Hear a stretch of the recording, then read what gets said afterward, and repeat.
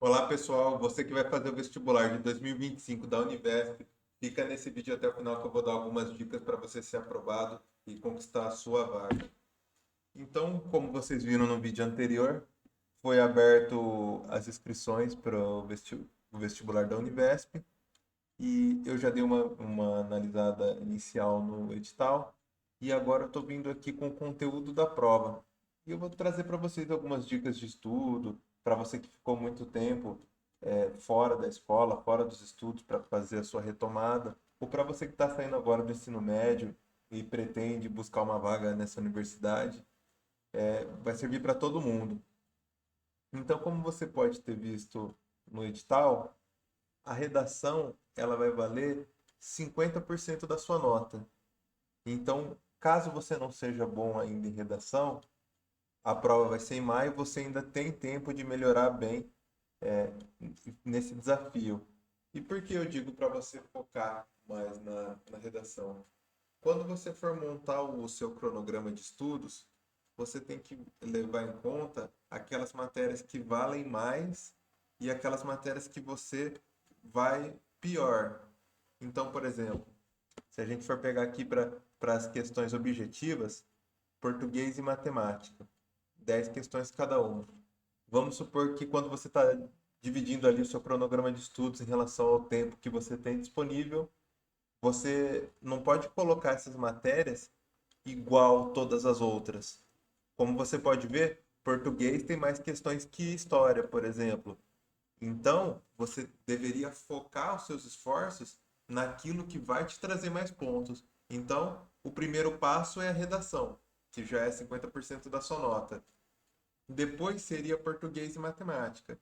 Porém, aí ele é um pouco individual, né? Essa análise. Então, vamos supor que você é muito bom em português e muito ruim em matemática.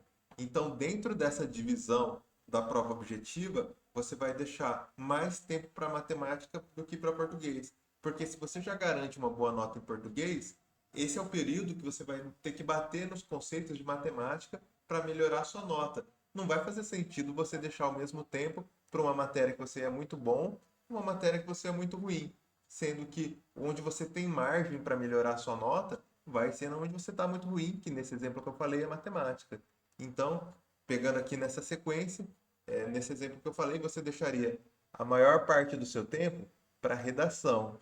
Depois, se você já é bom em português, você deixaria uma menor quantidade de tempo, mas também não ia abrir mão da matéria. Você tem que ficar revisando, fazer questões, ler o seu resumo, você vai fazer toda a forma de estudo. Porém, entre uma que você é muito boa e muito ruim, você vai focar em matemática, nesse exemplo, porque é onde você tem mais a se desenvolver.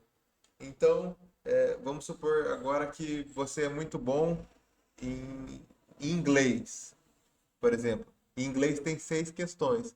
Nesse outro exemplo, você tem que focar mais em português e matemática, porque é onde tem mais questão para você poder acertar. Então também você não adianta você ir muito bem naquelas matérias que tem poucas questões.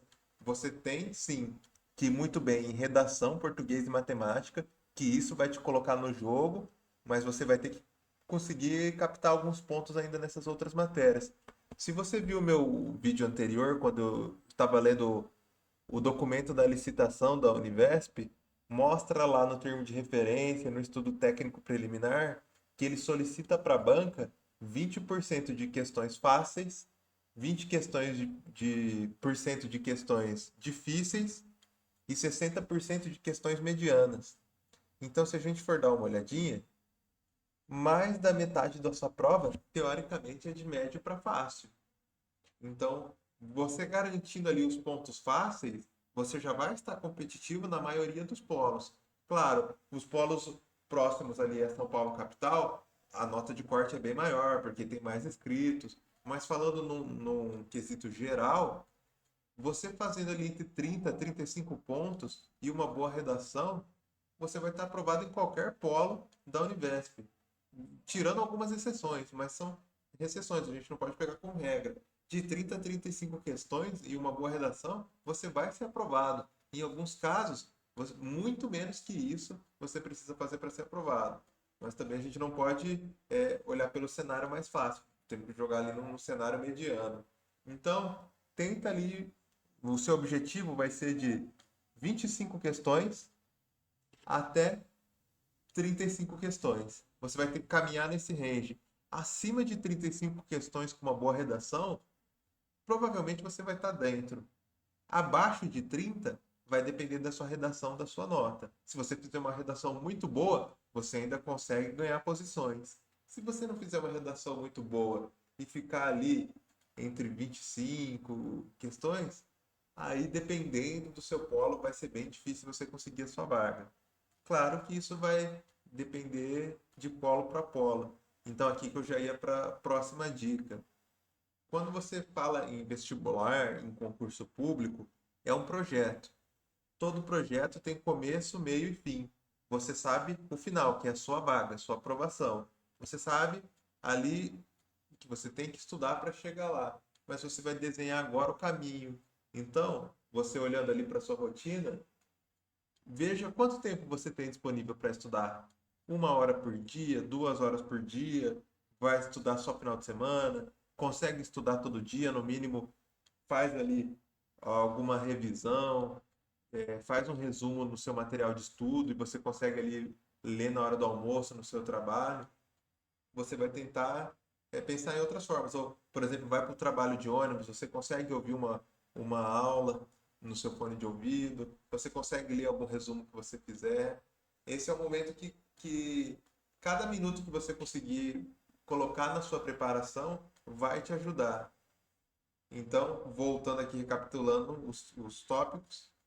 Primeiro ponto, você vai saber ali o polo que você vai competir, né? Vai ter uma ideia de qual a nota que você precisa. Geralmente não vai fugir muito do que eu falei. Em raras, algumas exceções foge. Você vai saber qual eixo que você quer competir, porque também pode ter uma variação de eixo para eixo. Então, por exemplo, em alguns lugares, pedagogia é muito concorrido, outros, a parte da gestão é mais concorrido. Então, você tem que ver no lugar que você quer qual é mais concorrido. Outro ponto, você vai fazer um mapeamento dos polos perto aí da sua região que você vai se inscrever. Então, não necessariamente você vai fazer a prova para aquele polo mais perto da sua casa. Vamos pegar o exemplo do interior de São Paulo. É muito provável ali, vamos pegar o exemplo da cidade de Campinas. Quem mora em Campinas pode fazer para Valinhos, pode fazer para Sumaré, para Hortolândia, Vinhedo, tem outras opções. O pessoal de Sumaré também pode tentar fazer em Americana, enfim. Às vezes, quando você fica muito preso a um polo só, por coincidência, vamos colocar por azar, aquele polo que você quer é o mais concorrido. A competição vai ser muito maior ali. Então, se você puder se deslocar um pouquinho mais, lembrando, as aulas são online. Você vai se deslocar uma vez a cada 2 meses só para fazer a prova no polo que você escolheu. Mas as aulas vão ser na sua casa. Então, vale o esforcinho a cada 2 meses você anda um pouquinho mais para fazer a prova, só que aí você garante que vai ser aprovado. Porque às vezes você fica pensando no polo mais perto da sua casa, que é aquele mais concorrido, e o outro do lado tem metade dos inscritos. Então, outro ponto para você colocar ali no seu projeto é fazer o mapeamento dos polos perto da sua casa, quais tem as oportunidades que você precisa. Então, quantos inscritos, quantas vagas tem por eixo. Como você pode ver lá no edital, tem polos que tem 9 vagas por eixo, tem polos que tem 45. Então, se você tem algum próximo da sua casa que tem 45 vagas por eixo, as suas chances são muito maiores do que 9. Claro, dentro disso, aí está mais uma dica para você, pesquisa nos anos anteriores qual foi a nota de corte daquele eixo que você quer passar. Então, para você ter uma ideia, não vai fugir muito daquilo que eu falei, mas pode ser que o seu caso seja um daqueles específicos que eu falo dos polos da capital, que a nota é bem maior, porque tem mais inscritos, é bem mais concorrido. Então, ali você vai ter algo bem mais direcionado, para você saber, em média, claro, sempre média, qual é a nota que você precisa. Depois que você souber a nota que você precisa, então vamos pegar aqui, a prova tem 56 questões. Vamos pegar vamos excluir a parte da redação, né? Vamos pensar que a redação é uma nota mediana para a maioria das pessoas.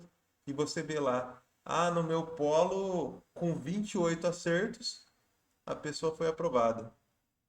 Com 30 acertos, já foi aprovada na primeira chamada, na minha primeira opção de polo. Então você vai mirar 28 acertos. Agora a gente partindo dentro desse exemplo que eu falei, 28 acertos, você pode imaginar, português e matemática tem 10 questões cada uma. E lembrando, 20% fáceis, 20% difíceis e 60% medianos.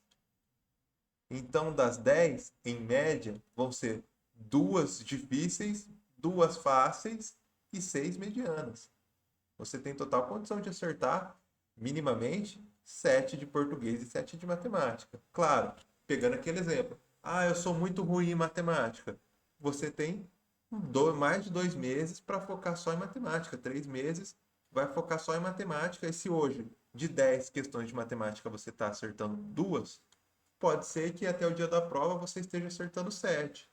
E se você continua acertando 7 em português, você vai tentar ali aprender alguma coisa nova para ir ali para 8 acertos, 9 acertos, quem sabe. Imagina aqui, ó, só nessas duas você consiga 16 acertos, 18 acertos.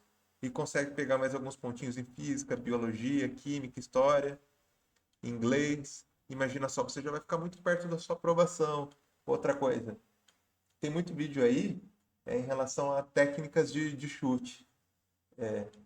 Funciona, funciona. É possível sim você acertar alguns pontinhos na sua técnica de chute, mas você não pode ir para a prova pensando só na técnica de chute. Lembra que são várias matérias e uma redação. Minimamente você tem que estar preparado e estudar ali os conceitos, né? Não pode se apegando a uma coisa só.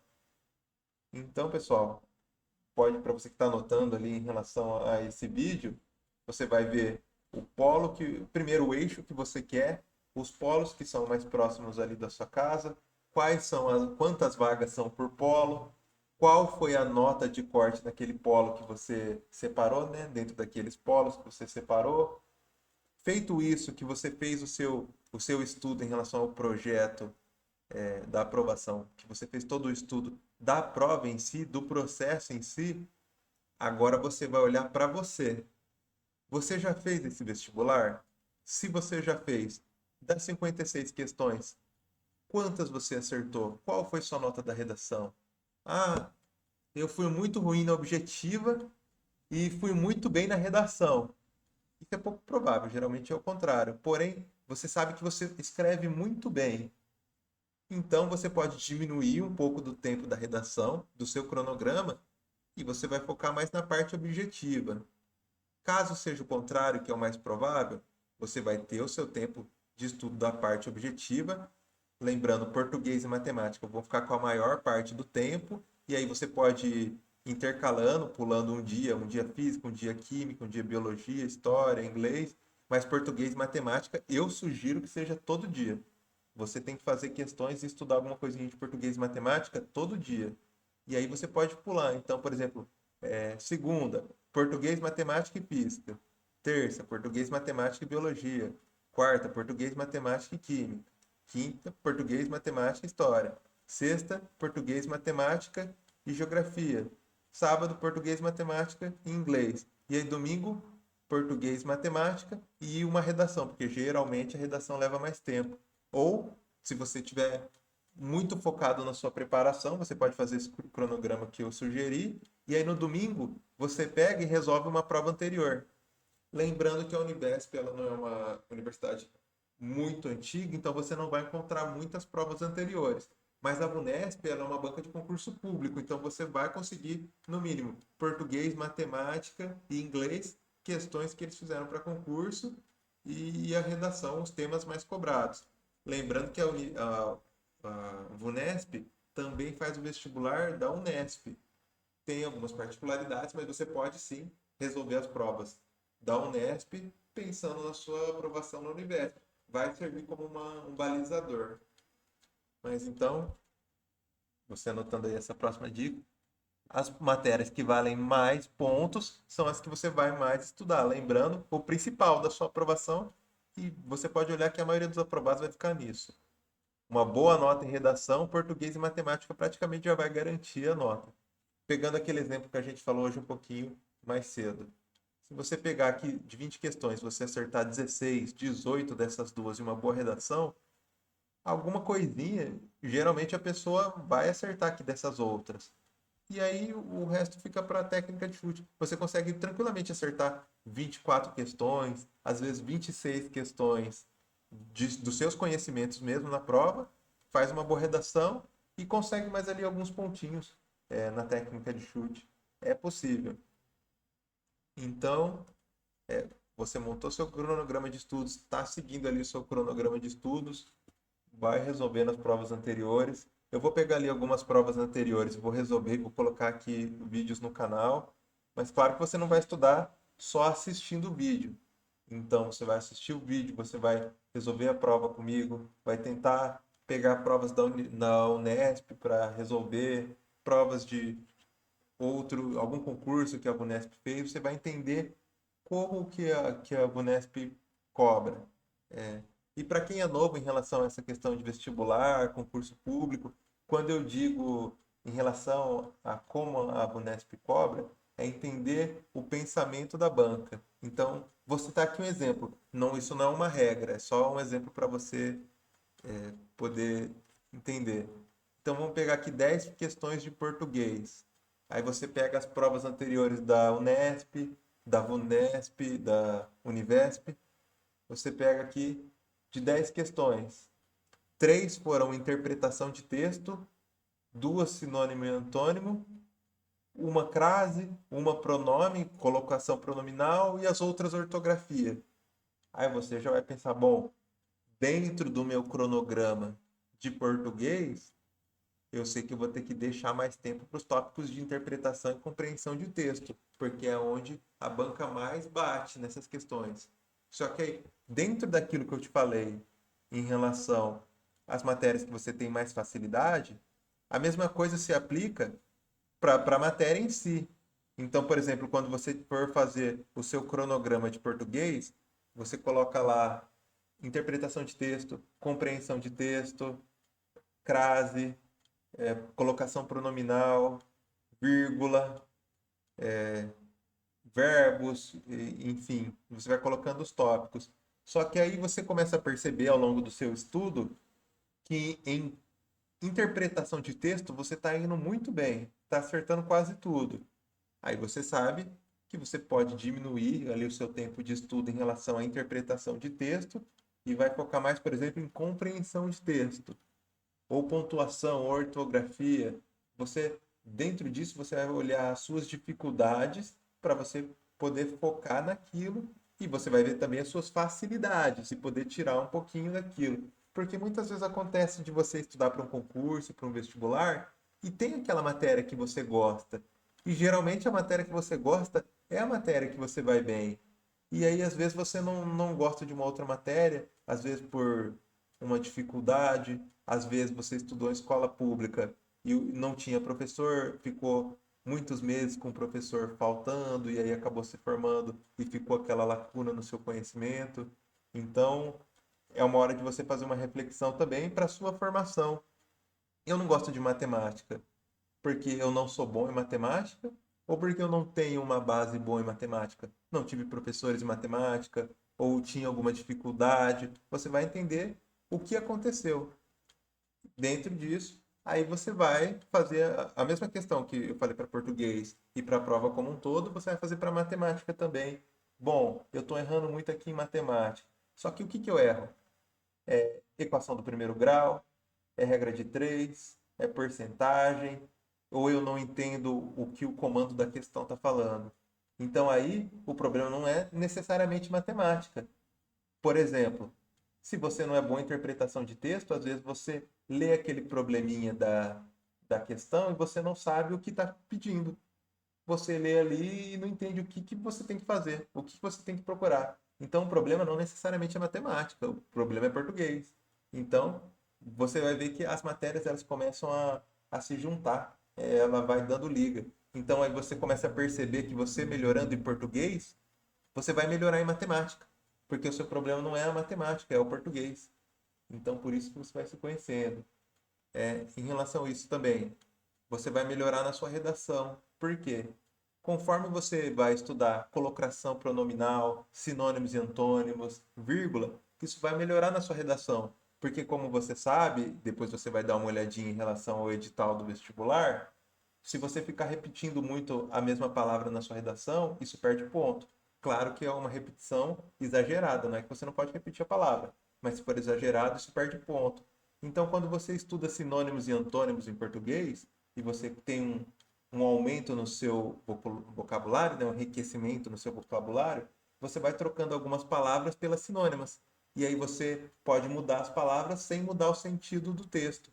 E aí o seu texto vai ficar bom, sem aquela repetição. Então você não vai ser penalizado, não vai perder pontos com isso.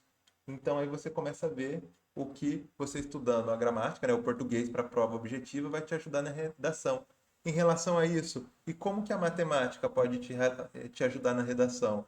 Bom, se você tem feito o que eu falei em relação a pegar as provas de outros vestibulares, da Unesp, ou provas anteriores da Univesp mesmo, você vai ver que aqueles textos de apoio sempre trazem um problema, geralmente o tema da redação é um problema, e sempre tem alguns dados. Então, por exemplo,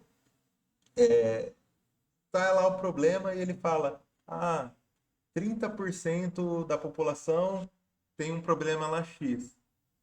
Quando você for fazer a sua redação, você não vai copiar o texto de apoio, né, que a banca te deu. Você não vai colocar não sei o que, 30% da população. Você vai usar 70% da população não tem problema porque tal coisa, tal coisa, tal coisa. Você vai saber ter esse enriquecimento do seu vocabulário. E a matemática te ajuda em relação a isso também. Você vai poder. Você pode troca para porcentagem, troca para fração. Ah, um quarto da população, um sétimo da população. Esses sinônimos vão te ajudar também na matemática. E as outras matérias em si são menores, mas elas vão complementar o seu estudo. Pode ser que algum tema que você estude nessas outras matérias vá te ajudar ali na redação. Então, não necessariamente a redação é sobre um tema do vestibular em si, pode ser de um tema atual, alguma notícia que tenha passado no jornal. Isso é um pouquinho difícil prever, mas claro que a banca ela segue um padrão. Então, só para a gente recapitular um pouco, para não ficar muito dispersa essa explicação, primeiro você vai olhar o polo que você deseja, vai olhar os polos próximos da sua casa, vai olhar quantas vagas por eixo no polo que você quer, né, primeira opção, e quantas vagas tem nos outros polos perto da sua casa, para você entender e fazer aquela análise. Ah, talvez eu vou colocar como primeira opção aquele polo que é um pouquinho mais longe, mas é porque, por ter mais vagas, eu me sinto mais confortável em fazer a prova lá, do que tentar brigar, por exemplo, por 9 vagas e ficar do lado de casa. Você vai traçar a sua estratégia. Depois, você vai olhar como como que você vai estudar, né? O cronograma. Então, redação, português, matemática, e depois intercalando as outras matérias ali ao longo dos dias. Feito isso, aí o outro passo vai ser aquela parte mais interna. Você já fez o vestibular? Você vai olhar o que você está bom, o que você está mal. Ou, por exemplo, muito tempo eu estou fora da escola, nunca fiz o vestibular. Então, você vai caçar uma prova anterior na internet e vai resolver ela. Você precisa partir de algum lugar. Então você pega ali a prova de 2024, a redação e a prova em si.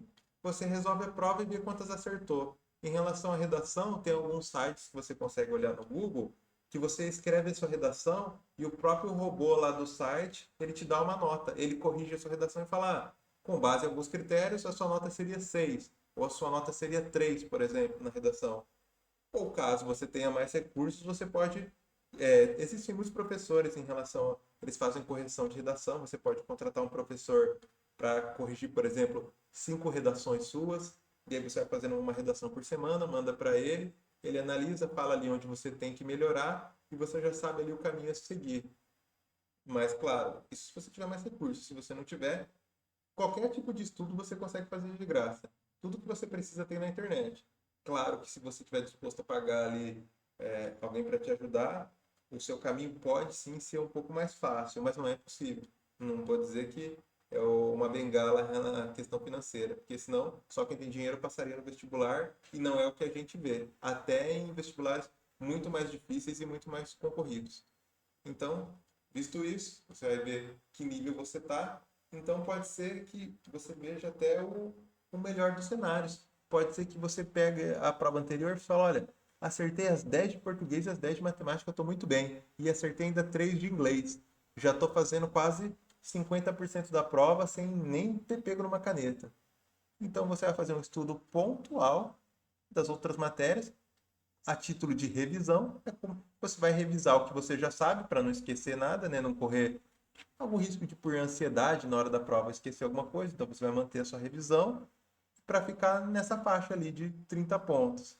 Se você conseguir aprender alguma coisinha nova, melhor, mas você não vai ter muitos problemas, caso você seja desse cenário que eu falei que já tem tido uma boa média, às vezes você estudou em uma boa escola, mesmo sendo escola pública, você não faltava professor, você se dedicava nas aulas também, e você vê que você não vai ter muita dificuldade na parte objetiva. E aí você vai focar, então, a maior parte do seu esforço na redação, que geralmente é a maior dificuldade das pessoas, e a redação, ela vai te aprovar. Em muitos casos, é a redação que aprova. Você vai ver ali nas notas objetivas que fica um monte de gente empatado. E aí a redação que vai destoar, que pode te aprovar ou tirar você também das vagas. O contrário pode acontecer. E aí você vai, nesse exemplo que eu falei, claro, você vai focar suas forças na redação. Então, é isso. Se você nunca fez, primeira coisa é você fazer a prova para ver qual é o seu ponto de partida, que nível que você está. Para aí depois você pensar em outros objetivos, né? Vamos pensar que quando você vai subir uma escada, você começa pelo primeiro degrau. Então nem adianta você querer saber qual é a nota que você precisa para ser aprovado num polo X, se você não sabe nem agora quanto que você está tirando. Então, pega o final de semana, hoje, se você tiver tempo ainda hoje, já baixa as provas e os gabaritos, deixa ele salvo ali na sua área de trabalho. Sábado de manhã, no dia da sua folga, ou quando você tiver um tempo, resolve a prova anterior para ver qual é o seu nível. Às vezes, o seu nível está muito bom e você não precisava nem estar assistindo esse vídeo. Às vezes, você já está acertando 35 sem estudar. Ali é só uma revisãozinha, foca na redação e você vai só escolher o curso que você vai fazer. Eu dou um exemplo mais geral, que geralmente as pessoas acertam de 30 para baixo. Mas tem o inverso também. A pessoa sem muitas dificuldades já vai ali 35, 40 questões na prova com tranquilidade. Claro que é uma minoria. Então, feito isso, você já sabe o seu polo, você já sabe a nota que você precisa, você já sabe a nota que você está tirando e a sua estratégia de estudo. Se você vai focar na parte objetiva, porque já está bom na redação, ou ao contrário, você vai focar mais na redação, porque está razoavelmente bem na parte objetiva. E aí é isso. E aí, por último, você vai traçar a sua estratégia de prova. O que seria a sua estratégia de prova? Todo mundo sabe que o que mais demora na prova é a redação. Então, você vai fazer redação primeiro ou por último? E se você faz a parte objetiva primeiro e depois não dá tempo de você fazer redação, ou você vai começar pela redação e depois não faz a parte objetiva, vai acabar precisando chutar muito porque está estourando o tempo. Então, isso é mais em relação aos concursos públicos, mas acontece muito nos vestibulares de alto nível, medicina, essas grandes federais. Você vai sentar ali na prova, você vai saber qual é a sequência que você vai fazer. Tem gente que pode começar, por exemplo, eu tenho mais facilidade em matemática. Sei que das 10 eu vou acertar as 10. Então começa por matemática. A sua confiança vai aumentar. Então, quando você começa ali a prova e você faz com certeza 10 e sabe que as 10 estão certas, então, pegando aquele exemplo que a gente falou de 28 questões no mínimo para ser aprovado, você fala, bom, se faltava 28, agora só falta 18, porque 10 eu já garanto que acertei. Sua confiança vai aumentando. Você vai para as outras questões muito mais tranquilo do que, por exemplo, se você começa por aquela matéria que você tem mais dificuldade, Aí a primeira você olha, você não sabe, você deixa em branco. A segunda você olha, você não sabe, você deixa em branco. A terceira você está na dúvida, aí você chuta, mas não sabe se acertou. Aí na quarta você está quase entregando a prova e desistindo. Então tem isso. É, você é bom em matemática? Comece por matemática. Ou você é bom em português? Comece por português. Saiba ali por qual você vai começar. Até porque você já vai garantindo os seus pontos. No meio da prova, você já vai tendo uma ideia de quantos acertos você tem. Então, por exemplo, a prova está com 56 questões.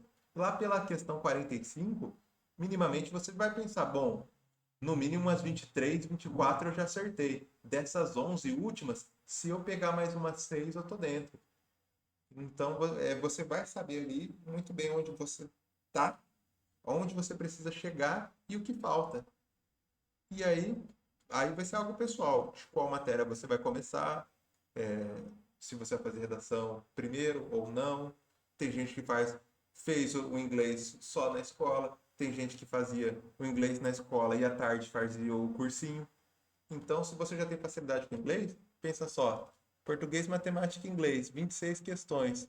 Se você é bom nesses três, e no exemplo que eu falei você precisava de 28, só aí já é meio caminho andado. Você fez as três, fez a redação, você pode. Já ouvi relatos de pessoas que chutaram uma boa parte da prova só porque eles eram tão bons em algumas outras matérias que eles conseguiram ser aprovados com ótimas classificações. Mas por quê? Porque a matéria que ele era bom, ele já sabia que era bom. Então, acertou tudo, já sabia mais ou menos a nota que tinha, fez a redação e o resto chutou porque sabia que ia entrar. Tem isso também. Tem aqueles outros exemplos. A pessoa não é tão boa assim, só que por um acaso do destino, aquele polo que ela colocou para fazer o curso é o que teve menos inscritos. Então, mesmo ela com uma nota muito baixa, vai entrar. E o ao contrário também acontece. A pessoa está voando, está indo muito bem na prova, só que por um azar, por coisa do destino, um acaso, os polos que ela colocou para fazer o curso são os que mais tiveram inscritos, e aí a nota foi muito maior. Isso acontece até no Enem, você vai ver que tem gente que tentou lá no SISU para uma federal específica que teria passado com folga em outro curso ou em outra federal. Só que como escolheu algo específico, muito limitado, acabou perdendo ali de conseguir a vaga. Então, essas foram as principais dicas para você que vai fazer o vestibular. Continua assistindo aqui o canal, eu vou trazer umas provas anteriores respondendo, mostrar como você vai responder a prova, técnicas de chute, como você vai fazer. E é isso aí, pessoal. Boa sorte nos estudos, boa sorte na prova e até o próximo vídeo.